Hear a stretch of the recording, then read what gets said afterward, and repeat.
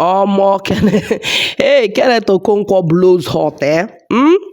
When they asked him question about what he has to say about Buhari's statement, when he said that he purposely did not remove fuel subsidy so that Tinubu and APC will win election.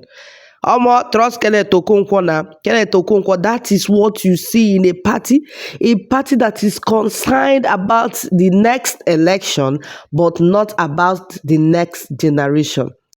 Please let's listen to Kenneth Okonkwo make his well as usual articulated speech. Well, that explains the whole thing about the philosophy behind the party APC. The only thing they think about is the next election, not the next generation. That a man came to power proclaiming subsidy as fraudulent and still sustained the fraud for 8 years just because he doesn't want to lose an election tells you the whole failure that has become APC. As a matter of fact, the present leader, whom he purportedly put in office, said the financial system under his regime was rotten. Don't take my words for it. Take the words of the person he said he installed. Now, what I am saying is that if he had been a statesman, what he would have been thinking about is the next generation. Let me tell you, this same president went to National Assembly and promulgated a law called PIA. And in this law, he said they were going to remove oil subsidy 18 months before the end of his tenure. And cowardly, because they are scared of doing the right thing, he still went back to the National Assembly that has been described as rubber stamp to amend the same law to shift the commencement date to June after he had left office. Let me say it clearly, that the oil subsidy, even as presently constituted, is still a fraud. And I give you my reason. You said you have removed oil subsidy. There was no time in history that they told us that we are paying 215 naira to subsidize oil per liter. So even if, assuming without conceding, that they even say they are paying 250 naira, 250 naira plus 185 gives you about 435.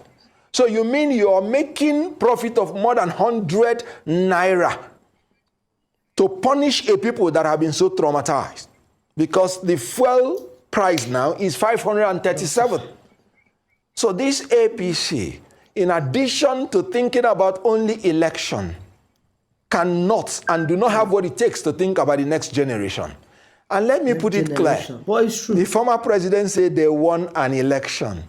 I respectfully want to say, Mr. President, you were simply implementing the official position of your party before you left office, which is grab power at all costs, snatch it at all costs, fight for it at all costs, and run away with it. They simply ran away with the power that they did not win. And I don't take my words for it.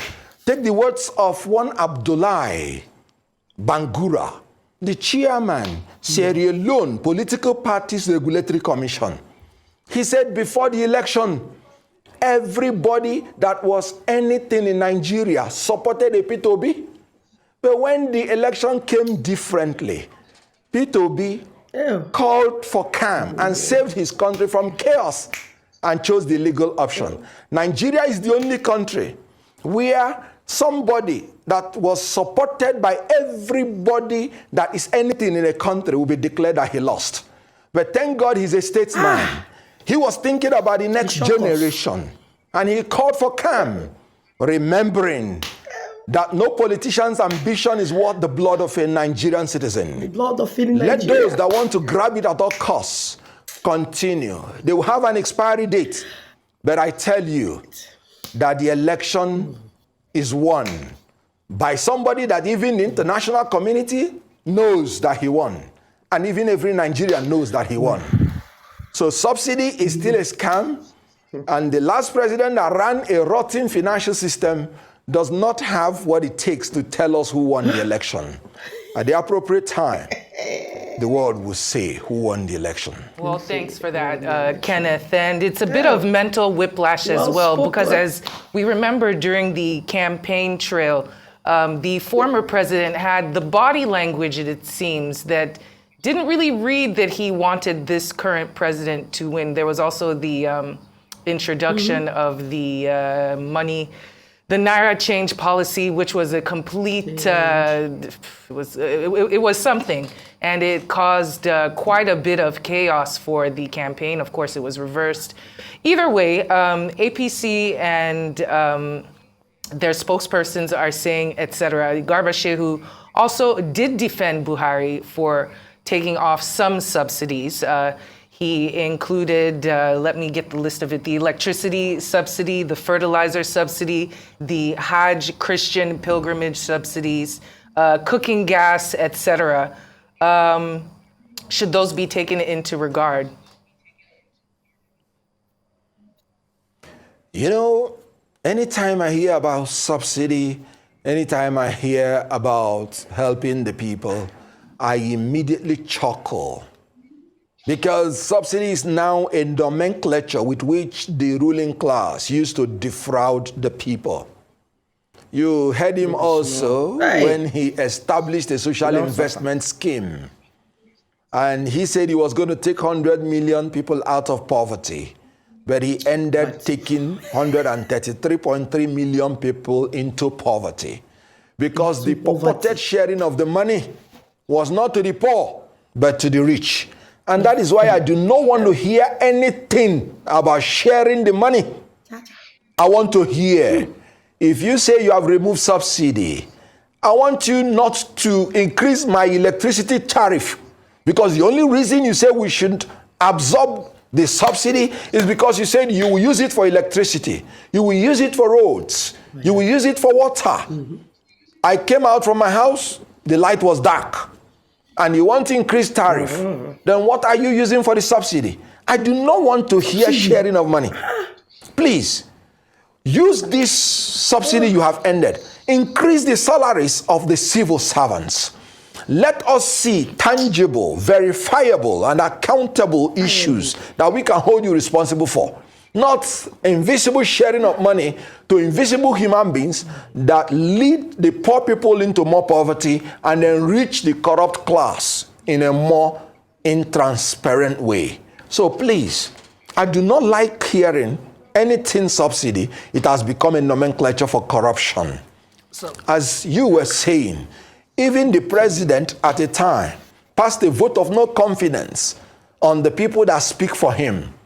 He said they are not doing a great job, and they did not do a great job portraying even the little he did. And you know what? It was not just his spokesperson. Everything about him was a failure. And the failure is being transmitted to the next generation of the leaders he has imposed on us, which has become, even in a very short while, unmitigated disaster. Okay, so what do you think the president, the current president of the Federal Republic of Nigeria, though I know that the Labour Party is contesting that, but what do you think he should be doing in the coming weeks as your case has been wrapped up? You're expecting their case to be brought before the courts and presented. But during that time, before you have the final answer, what would you like to see the president do to mitigate or to create a palliative of some sort for Nigerians who are struggling and some even dying as a result of this subsidy? Now, I want to first of all say, you cannot dictate your way out of economic doldrums. You have to plan your way out of it. You have to produce your way out of it. You have to create your way out of it. You have to export your way out of it. Staying somewhere in France, embarking on a private visit to London, and staying there to dictate economic policies does not make it work. They recently said, oh, we are abolishing dual exchange rate, making it single. oh yes, it ought not to have been there in the first place. Then that is not what is going to show up the value of your currency. Now, the value of your currency is predicated on the amount of export you are able to do relative to your import. So when you plan to produce in order to export, to have self-sufficiency, and then to export through creativity, not borrowing, your currency, automatically the value will go up. So what I am saying is abolishing the dual exchange rate, as pleasant as it may sound, will not increase the value of your currency. I tell you something. Stop importing fuel. Repair the refineries with the money you say you are making now by not paying subsidy. Let us be net exporters of oil so that our foreign exchange will be preserved. When you do that, and that was why when we were campaigning, we said we were going to shift emphasis from consumption to production through a production-centered economy that would lead to agrarian revolution and export-oriented industrialization. When you export, your foreign exchange increases and it will show up the value of your currency. You don't dictate it out of existence. You plan, you organize, you direct, you control your economy to ensure that your currency becomes strong. And let me plead with him. Let him avoid using non-state actors to defile our Aso Rock and then come out to denigrate and disparage our military and police establishments. I am a lawyer to the army, and I take exception to anybody coming out publicly to say 99.9% of the military that they are thieves. I say this because I have defended some officers in the court-martial, and some of them proceeded from there to go and die in the field fighting for us. Around the world, when you talk about army as an institution, what you do is to appreciate them for their sacrifices. And I use this opportunity to tell all the military men and paramilitary that are dying for us, we love you, we appreciate you. You are the best fighting force in Africa, and nobody can take that away from you. Now, the army are mere hands and legs. They are the striking force.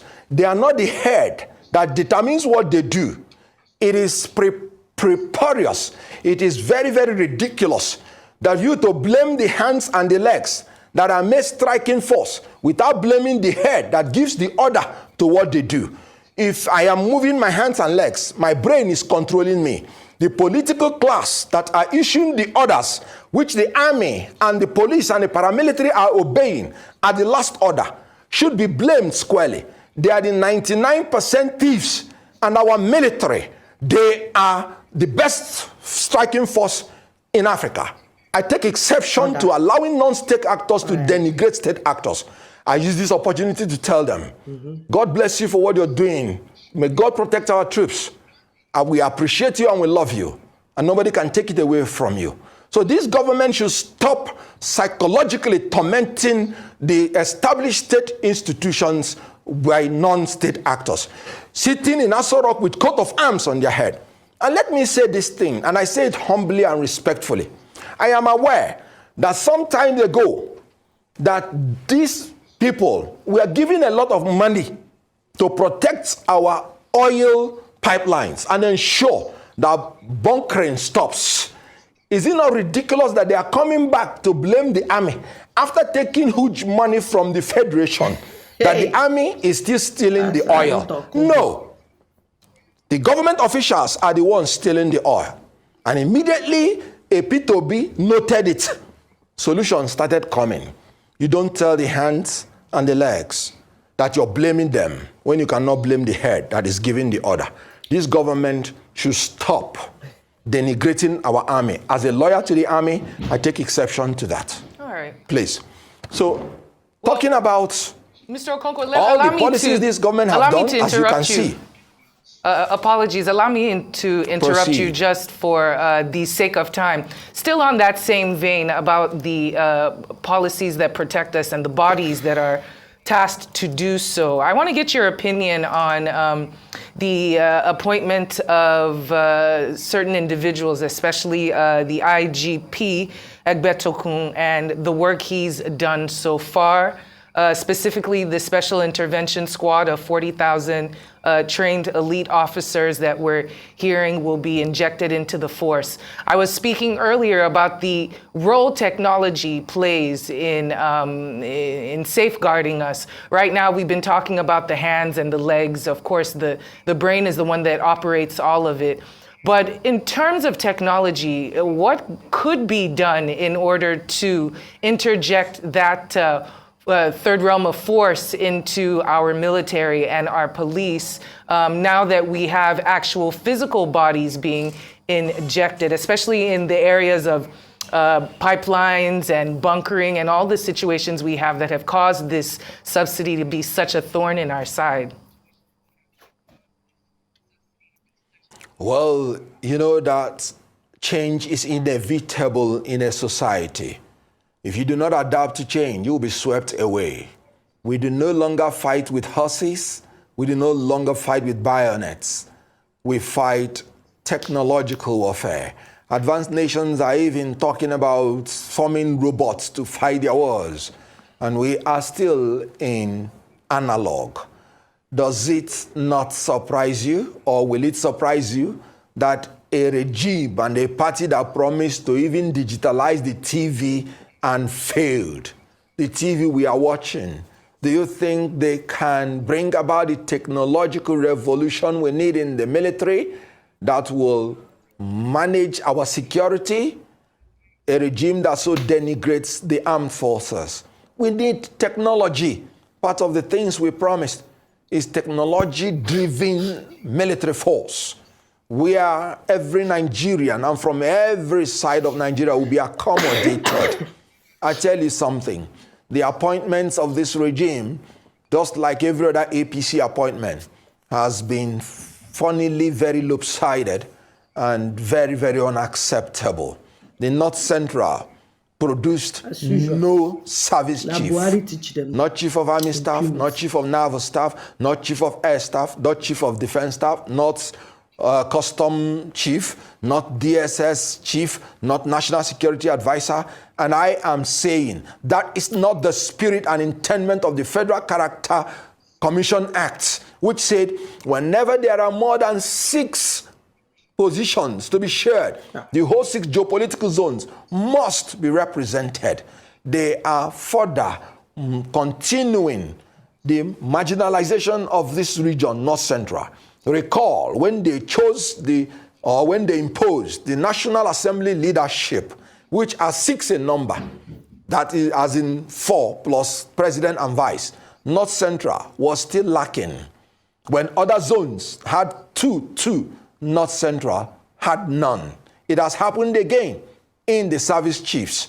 We cannot continue like this. I heard about 22 appointments in terms of the whole service chiefs and all the security operators.